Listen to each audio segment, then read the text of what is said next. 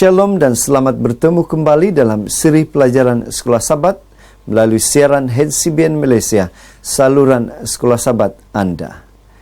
Kita sudah tiba ke penghujung pelajaran pada suku tahun ini, yaitu pelajaran yang ke-14 dari Kitab Ayub, bertarikh 31 Disember 2016 yang bertajuk Beberapa Pelajaran dari Ayub. Ayat Alkitab kita untuk pelajaran diambil dari senarai ayat-ayat yang tertera. Manakala ayat hafalan kita boleh kita bacanya dalam kitab Yakobus pasal 5 ayat 11 yang berbunyi demikian. Sesungguhnya kami menyebut mereka berbahagia, yaitu mereka yang telah bertekun. Kamu telah mendengar tentang ketekunan Ayub, dan kamu telah tahu apa yang pada akhirnya disediakan Tuhan baginya. Karena Tuhan Maha Penyayang dan penuh belas kasihan. Mari kita berdoa. Maha besar Tuhan Allah Bapa yang bertakhta di dalam kerajaan sorga. Terima kasih, kami memuji karena Engkau terus beserta kami dalam kupasan pelajaran kami pada minggu ini. Dalam nama Yesus kami sudah berdoa. Amin.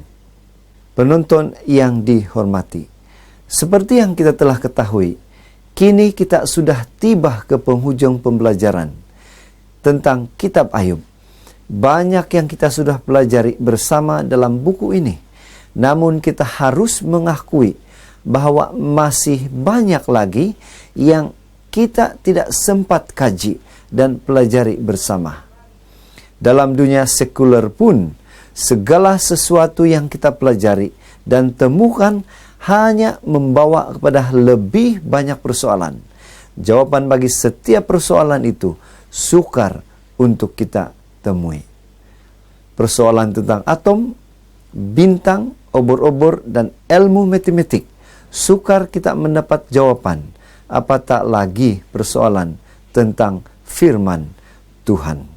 Dalam semua usaha kita untuk mengkaji firman Tuhan, kita harus sentiasa ingat kepada nasihat Ellen White di dalam Education, muka surat 170 yang berbunyi demikian. Kita tiada alasan untuk meragui firman Allah, oleh sebab kita tidak dapat mengerti misteri pemeliharaannya terhadap kita. Dalam dunia ini, kita sering melihat keajaiban-keajaiban yang melangkaui pemahaman kita. Patutkah kita terkejut apabila menemui misteri dalam dunia kerohanian yang menjadikannya sukar difahami adalah karena kelemahan dan sempitnya pemikiran manusia. Saudara yang dikasihi, sememangnya misteri itu wujud, seperti dalam buku Ayub. Banyak persoalan hidup yang sukar dijawab. Walau bagaimanapun, kita akan melihat beberapa pelajaran yang boleh kita ambil daripada buku Ayub yang dapat membantu kita untuk kekal setia pada Tuhan, walaupun berada di tengah-tengah dunia yang bermasalah ini. Itu sebabnya pada minggu ini, kupasan pelajaran Sekolah Sabat kita terbagi kepada dua topik utama, di mana topik pertama itu merangkumi 4 misteri yang kita akan kupas sebentar nanti. Yaitu yang pertama, misteri tentang yang tidak kelihatan. Kedua, kita akan mempelajari misteri tentang kejahatan. Ketiga, misteri tentang karunia kasih. Dan yang keempat, misteri tentang pengharapan. Manakala topik kedua secara besar pelajaran kita hari ini adalah kita akan melihat perbandingan di antara Yesus dan Ayub. Saudara yang dihormati, mari kita mengupas poin yang pertama pada pelajaran kita ini, yaitu apakah yang ada pada misteri yang tidak kelihatan itu? Persoalan yang besar yang perlu kita jawab. Dalam 2 Korintus 4 ayat 18 mengatakan, sebab kami tidak memperhatikan yang kelihatan, melainkan yang tidak kelihatan. Karena apa yang kelihatan adalah sementara, sedangkan yang tidak kelihatan itu adalah kekal. Kitab Ayub memperkenalkan perihal realiti dunia rohani yang tidak kelihatan oleh mata manusia. Kita tidak perlu heran, karena kita dikelilingi oleh banyak perkara yang tidak kelihatan, yang kita gunakan setiap hari, seperti gelombang radio, komunikasi satelit, telepon bimbit, wifi, gravity, dan sebagainya. Persoalannya adalah, mengapakah kita tidak seharusnya menerima bahwa terdapat roh-roh jahat di udara? Efesus 6 ayat 12. Ruangan alam yang tidak kelihatan itu membantu kita untuk menjalani kehidupan yang penuh kerendahan diri, memandangkan kita sadar tentang sikap kejahilan kita, maka kita mengakui bahwa kita bergantung kepada Dia yang memelihara kita. Seterusnya, poin yang kedua, kita akan mengupas isu yang berkaitan misteri tentang kejahatan. Maka firman Tuhan kepada iblis, nah, segala yang dipunyainya adalah dalam kuasamu. Hanya janganlah engkau mengulurkan tanganmu terhadap dirinya. Kemudian pergilah iblis dari hadapan Tuhan. Ayub 1 ayat 12. Saudara, dalam ayat ini kita boleh melihat Ayub diserang oleh roh-roh jahat dengan hebat. Dia lebih menderita berbanding dengan kebanyakan kita manusia. Di sini kita boleh mengerti bahwa syaitan menyerang Ayub dalam dua cara yang berlainan. Setan juga akan menyerang kita manusia dalam cara yang demikian, seperti dia menyerang Ayub. Di mana yang pertama, dia menyerang dalam konteks kejahatan fisikal. Dia memberi malapetaka, dia memberi kemalangan terhadap Ayub. Dan yang kedua, dia akan menyerang kita dalam konteks moral, yaitu pencubaan, keraguan, kata-kata orang, dan perbuatan. Namun kita boleh melihat, kitab Ayub jelas menyatakan, siapa yang telah menciptakan segala dosa di dunia ini, syaitan bertanggung jawab untuk segala kejahatan di sekeliling kita. Seterusnya, poin ketiga kita adalah, apakah makna sebenar karunia kasih itu? Apakah misteri di sebaliknya? Terjemahan Alkitab Berita Baik bagi Ayub 16 ayat 2 berbunyi berikut. Aku pernah mendengar kata-kata demikian. Penghiburan yang kamu berikan itu hanya siksaan. Rakan-rakan Ayub datang untuk menghibur dia. Tetapi akhirnya mereka menuduh Ayub sebagai melakukan dosa besar. Mari kita bandingkan sikap rakan-rakan Ayub terhadap Ayub dengan sikap Yesus terhadap perempuan yang didapati melakukan zina dalam Yohanes 8 ayat 1 hingga ayat yang ke-11. Di mana dalam cerita itu kita boleh mendapati bahwa perempuan itu dituduh melakukan dosa besar. Berbeza dengan Ayub, perempuan itu memang telah berdosa. Perempuan itu tidak dihukum. Ayub dihukum. Persoalannya adalah, apa beza di antara kedua keadaan ini? Mengapa perempuan itu tidak dihukum? Dua anugerah yang Allah berikan pada kita ini merupakan jawabannya, yaitu pengampunan dan karunia kasih. Bukankah kita juga seharusnya memberikan pengampunan dan karunia kasih kepada mereka yang menderita tanpa melihat sama ada mereka berdosa atau tidak? Kupasan saya seterusnya adalah poin yang keempat, yaitu berkaitan dengan misteri tentang pengharapan.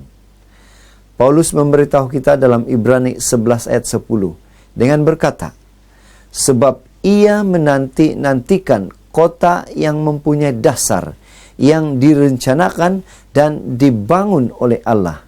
Ayub mengalami realiti kejahatan dalam cara yang sangat sukar. Namun demikian, sementara dia duduk di atas abu keputusasaan, dia masih percaya pada juru selamatnya dengan berkata, tetapi aku tahu penebusku hidup, dan akhirnya dia akan bangkit di atas debu. Ayub 19 ayat 25. Kitab Ayub mengajar bahwa Allah ada di tengah-tengah ketidakadilan dan keperitan hidup ini. Dia tahu dan dia telah berjanji bahwa tidak semua itu akan menjadi sia-sia. Rencana penebusan telah memimpin anak-anak Allah dalam perjalanan mereka sejak dari Taman Eden hingga sekarang. Kita berjalan ke kota Allah yang hidup, Yerusalem, surgawi. Ibrani 12 ayat 12. Boleh dikatakan bahwa perkara yang sangat menarik dalam kisah Ayub dan penderitaannya ini adalah hubungan atau persamaan dengan pengalaman Yesus. Mari kita lihat topik yang kedua, yaitu persamaan di antara Yesus dan Ayub.